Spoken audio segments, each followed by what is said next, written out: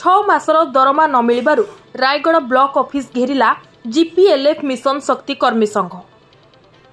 गजपति जिला रायगढ़ ब्लॉक अंतर्गत गोष्ठी उन्नयन अधिकारी कार्यालय रे आज रायगढ़ जीपीएलएफ मिशन शक्ति कर्मी संघर महिला माने आज बुधवार दिन 11टा बेले विक्षोभ प्रदर्शन करुथिबा देखिबाकु मिलिछि।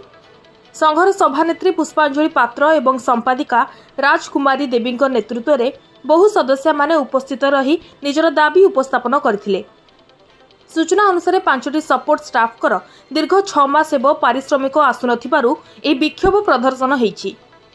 दाबी पूरण नहेले चलित मास 25 तारिख ठारू अनिर्दिष्ट काल पर्यंत कार्य बंद रखिबाकू चेतावनी मध्य देथिबा निज दाबी पत्र रे उल्लेख करिसेंती महिला संघ। प्रिया भाई बहन को नमस्कार जनाऊँगी। मो नाम राजकुमारी देवी, मो ग्राम कुमल सिंह, मो जीपी कुमल सिंह, मो रायगढ़ ब्लॉक मीरा भाई महासंघर एमबीके भाव काम करुँची।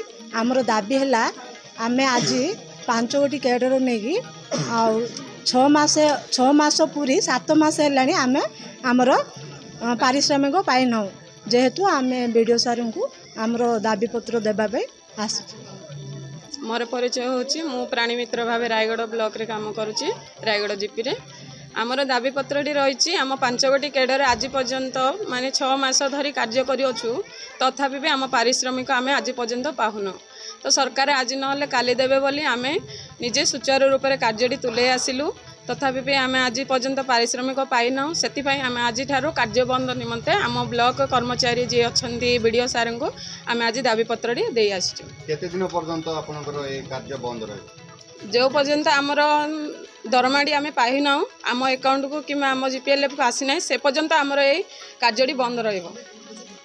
उक्त मिशन शक्ति अंतर्गत प्राय योजना रे बहु दुर्नीति एवं टंका बाट मारण हेउथिबा पूर्वरु भी विभिन्न गणमाध्यम रे प्रकाश पाई सारिछि।